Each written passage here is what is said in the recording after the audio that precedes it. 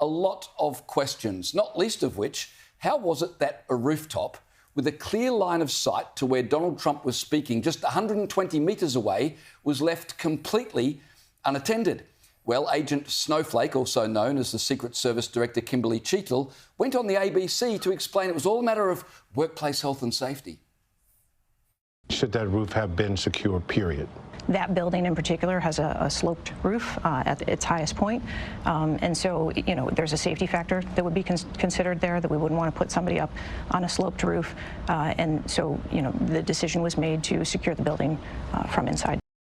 You have got to be kidding me. They couldn't put agents on the roof because it was sloped. My driveway has a bigger slope than that roof. And it's funny how, the Secret Service agents had no trouble navigating that dangerous slope when they were on the roof after the gunman had shot Donald Trump in the side of the head. There they are on that dangerous roof called workplace health and safety. Basically a cliff. Basically. It's also funny how the Secret Service agents, when they were poised behind Donald Trump during his speech, were on a sloped roof. Have a look at this vision.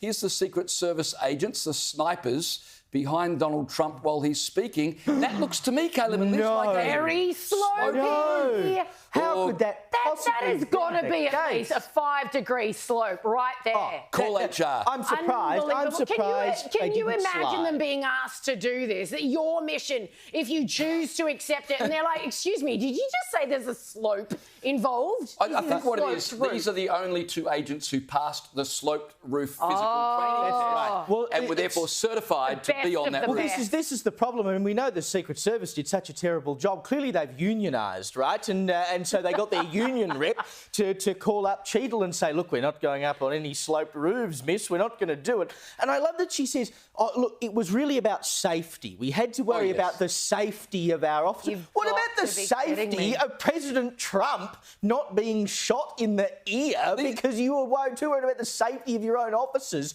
whose job, by the way, is to, if they have to, take a bullet, offer their lives for the protection of presidents and former presidents. Look, it's one thing to take a bullet, it's another thing to sprain an ankle, Caleb. And we should point out that Secret Service agents and government snipers have no problem guarding the White House, where Joe Biden, incidentally, resides. Have a look at this image. Check out the slope. Look at the slope on that thing. That guy is basically, he's what is it, hang gliding at this point. What's the one where you literally... He's free-falling, basically, yes. Absolutely. That should not be allowed. He should have wings. That should not be allowed, but we shouldn't talk about it too much because they might actually go and now flatten all the roofs on the White House and turn it into an architectural nightmare. Can you believe this Kimberly Cheatle, though? I mean, she oversees the biggest stuff-up in probably our lifetime, refuses to quit, and then trots out such ridiculous excuses as, well, it was all about workplace health. I know, it is utterly ridiculous. And again, it opens up this question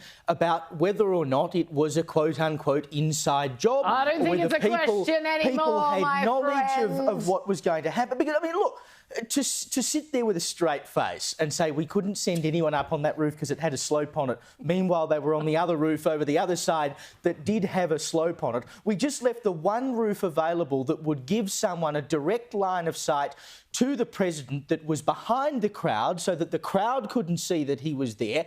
It all just sounds too perfect, right? And a Republican representative for Florida, Corey Mills, who himself is a former sniper, has been raising exactly this question. He has it in the back of his head that perhaps there was something deliberate going on here, but he's a bit scared to raise it. I have a very difficult time not leaning myself towards this was intentional as opposed to fecklessness. But wait, talk to me about that. I actually heard you say this right the day after, which I wanted to ask you about. What do you mean intentional? You know, I mean an intentional failure on the part of... No, I wouldn't say an intentional failure on the part of, but I got to just, I sit here and I scratch my head. You don't want to be the conspiracist. You don't want to be the person. I'm telling you, because that's what it's leaning toward. No, I know, and that's the issue, is that you walk this fine balance of, you're not trying to be a conspiracist, but you look at it and you go, how could this have gone so... But it's one thing if someone on the street says it. It's not, I mean, you, Corey Mills, member of Congress, former sniper, you saying it, I mean, it makes my eyebrows go up. I didn't actually see her eyebrows go up in that clip, to be perfectly honest. Maybe she's had Botox. But you know, she says right at the end, she lets the game away, a former sniper. I mean, when a former sniper is asking those questions, maybe we should pay a little bit of attention. Yeah, he said he's done thousands of advanced teams. He's done thousands of these. He's the counter sniper. He said he's done it thousands of times himself. So this guy knows what he's talking about. And the prevailing question is, so we knew that the cops knew he was there. One of them even talked to him. We knew that the Secret Service had been alerted by the cops that they were there. And this sniper was well within their scope. They knew he was there too. Nothing was done to neutralise the threat. You'd think the least you could do in that situation is get Donald Trump off stage. You know that this guy's an imminent threat. You know where he is. He's got a direct line of sight. He is in perfect position and he has a rifle with a scope attached. So you know what he's there to do. The very least you can do is not leave the president a sitting duck on the stage. And that is what they did.